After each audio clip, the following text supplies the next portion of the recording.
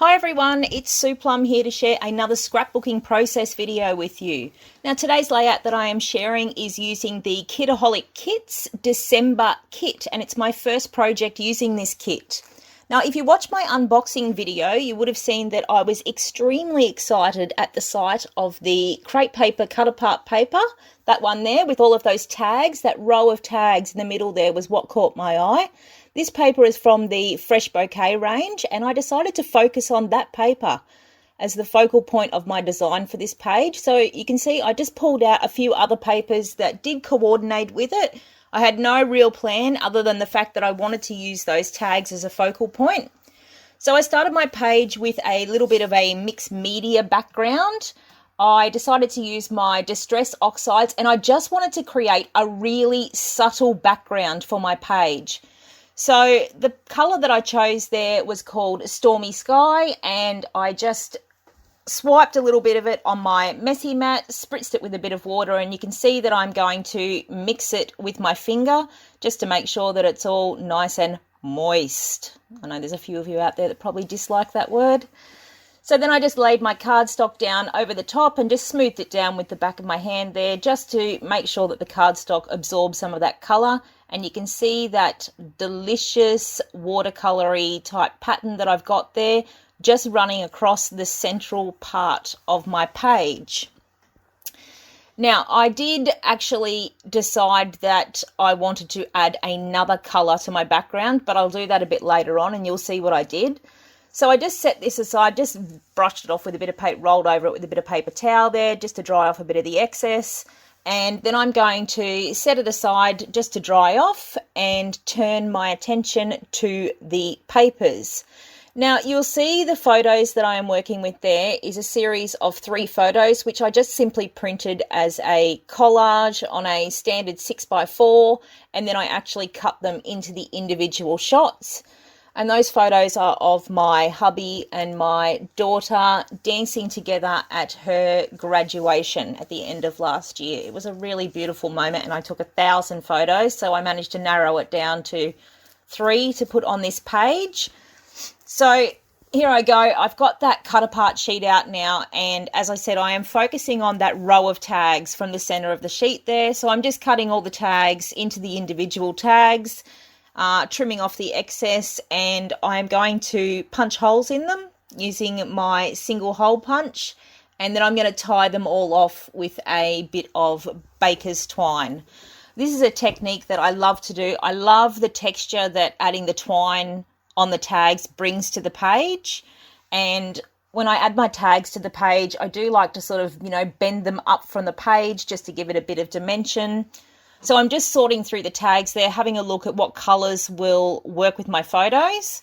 And I chose 2 of the floral prints and one of the one that's got the phrase on it as well. But this wasn't enough tags for my liking. So I actually pulled that other floral paper there, which is also crepe paper from the same range. And I just traced around one of the tags to make myself 2 extra tags to go on my page. And again, I just punched a single hole in them, and I'm also going to tie those off with some twine as well.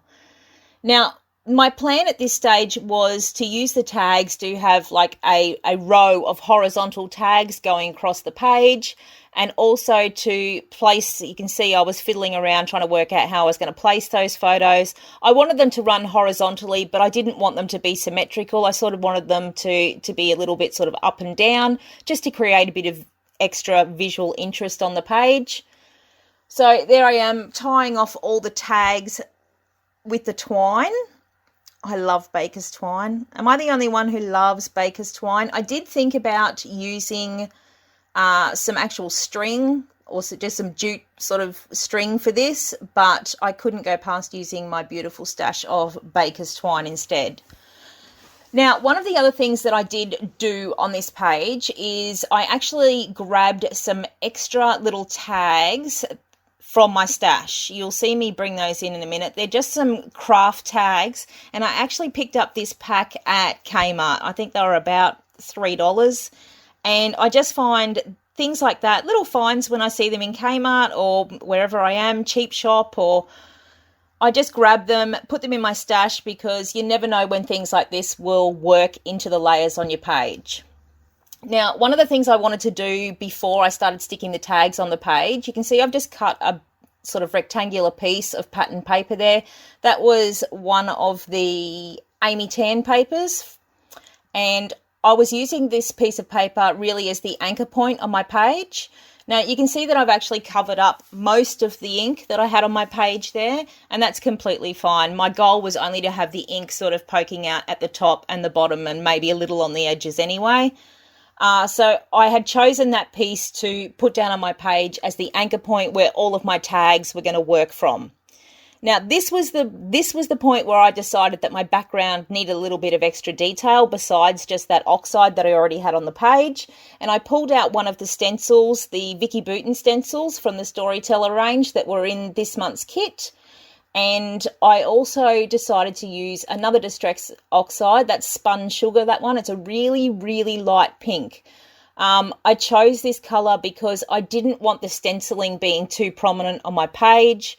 I really wanted to keep it really subtle in the background, but I wanted to tie in some of the pink colours that were on that tag, that really light, beautiful pink colour. Now, ordinarily, I would do this. You can see that I'm actually using a stencil brush there, and I'm just sort of dabbing it onto the ink pad, and then I'm just using a circular motion just to put the colour through the stencil on the page. Ordinarily, I would use a sponge dauber or, you know, whatever, something else. But I find that when you are pushing down directly onto your page with a dauber, that the colour is a lot heavier, and I really, really wanted something subtle. I didn't want something that was going to overwhelm those delicate sort of floral designs, and I really wanted this to be subtle in the background. Now, I'm not sure exactly what Vicky calls this pattern herself. It is a scribbly style pattern, but it is very reminiscent of florals as well. So I thought that would work really well with all the floral patterns that I was using on those tags. So you can see just how subtle that pink is on the background. Like, you really have to look closely at the page to see it, and that was exactly how I wanted it to be. So once I had all of that stenciling done, as you can see, I did overlap the initial colour that I had on the page, but I also popped it onto some of the white areas as well so it would stand alone. So stenciling done, back to the papery part of this page. Now there's that anchor piece that I had using that Amy Tan paper. And when I placed it over the top of it, I decided it was actually a little bit wide, so I did trim it down a little bit narrower before I used my T-square to get it straight on the page. Now, you will see me use my T-square when I do place these anchor pieces of paper, because I want to ensure that the base that I'm working from is actually straight on the page. There's nothing worse than all the hard work of putting together a page and you go to photograph it and you realise that it's actually crooked. So always make sure that you get your anchor piece straight on your page.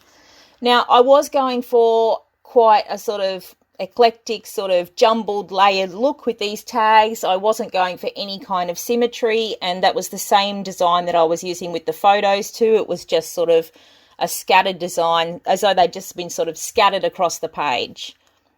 And I love the way that all of that, no, I'm not going to trim any of that excess string off the tags. If anyone's sitting there looking at it and wondering, I really love the extra texture it brings to the page. And I like the fact that they are just flopping and moving all over the place, and yeah, it just creates extra visual interest.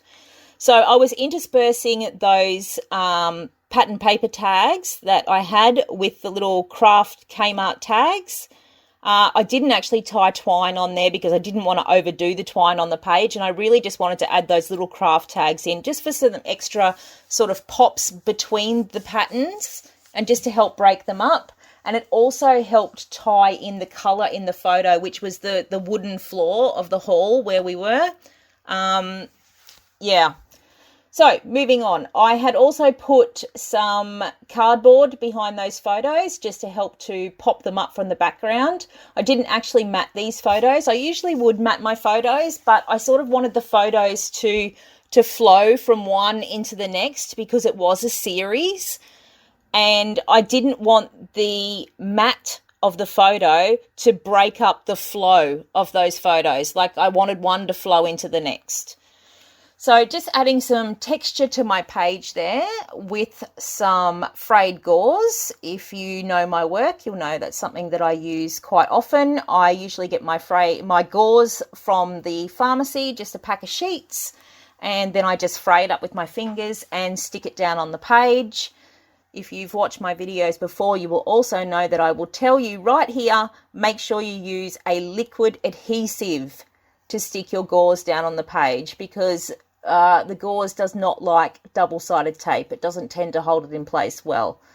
So my adhesive of choice for this is my Helmer 450 glue, which judging by the amount of squeezing that I'm doing there, the bottle is getting quite low, so it might be almost time to dip into a new one.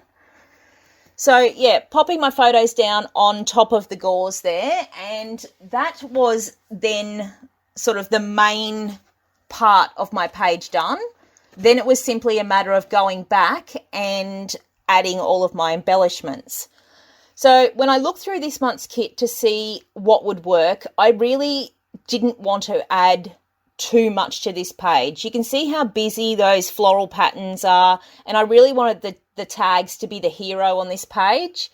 So I picked through. Now, the embellishments that I chose to work with, you will see coming up, are the wood veneer hearts that are included in the kit. And I also chose the Jen Hadfield die cut pack, which is from the Avenue collection.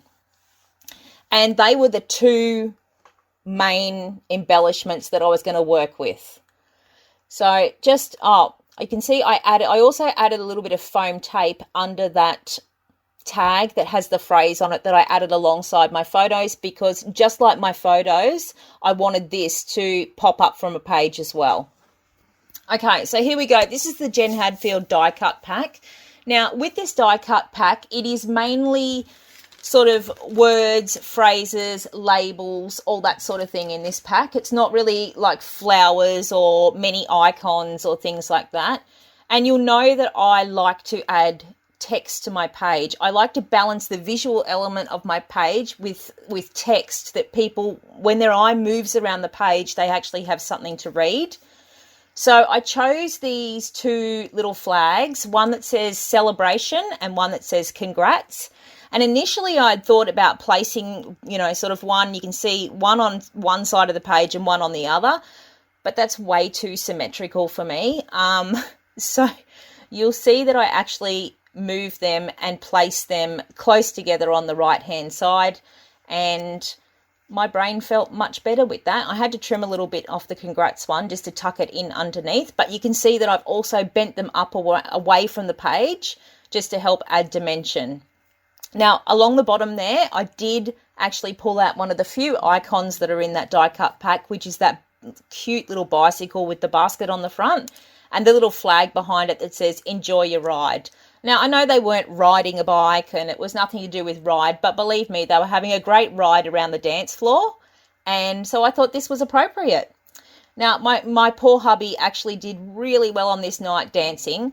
For starters, he's not a dancer, and secondly, he had only recently had a broken leg and just gotten his cast off in time to dance with her on this night, so it really was a special moment. Now, you can see I have grabbed one of the little tabs out of the pack with the word together on it, just to tuck it up under that left corner. And you can see that forms the basis of my visual triangle for my embellishments. So I'm sort of top left, top right, in the middle.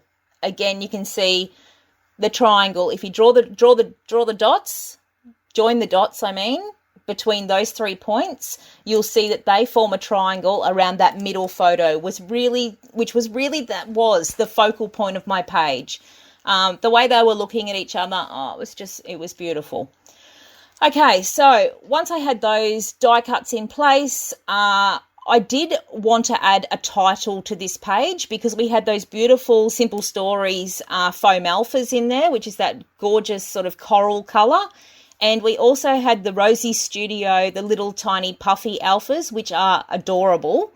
So I do love a mixed font title. I decided to create a mixed font title using those two different kinds of alphas. Oh, one other thing I did do, I decided it was a little bit bare on that left-hand side there. So to tie in with the tags, I just fussy cut one little group of flowers from that floral paper that I'd used for the tags and just tucked it in on the left-hand side there. And I thought that just gave the page a bit more balance.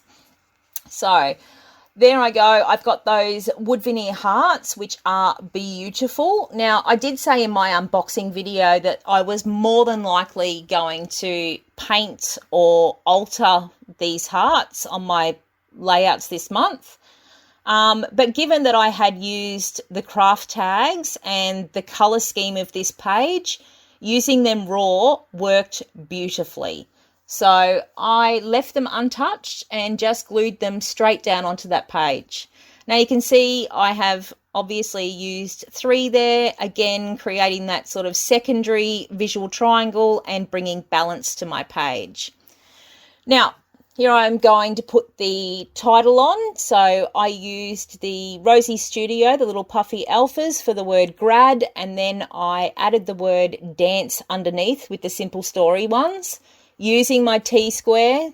If you don't have a T-square, I highly suggest that you invest in one, or make sure you use a ruler or whatever, just to make sure that features like this on your page, that they are straight. So when I got those alphas down on the page and I cast my eye over it, I decided that the colour was actually a little bit too heavy. They were popping a little bit too much for my liking, because the colour scheme overall was fairly subtle.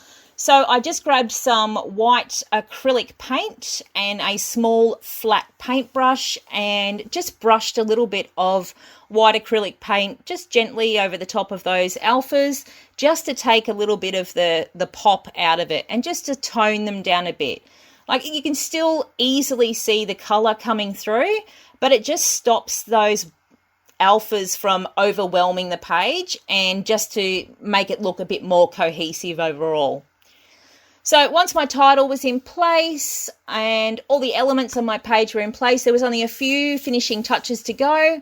I added my journaling down in the bottom right corner, which was just a simple line. I stamped the date, and I also used some Heidi Swap navy colour shine. Normally I would use black, but because navy was so prominent on those tags, I decided to use navy, and just a kid's paintbrush, a nylon one with the stiff bristles, just to give it some beautiful tiny little splatters. I didn't want to overwhelm this page and grunge it up too much. And after that, that was done. That was my entire page completed. I was really happy with how this came out, and I really wish I had more tags. I may even go back and hand cut some more tags. If you don't want to hand cut tags, if you've got a tag die, or you can use your silhouette or whatever, tags are a great way of adding extra layers on your page. And as I said, using the twine is a great way of adding texture to your page as well. I should say thank you for watching my video today. If you do have any questions about anything I've done, or if there's anything that you want to know, make sure you leave it in the comments below and I will get back to you. Thanks so much for watching. Bye.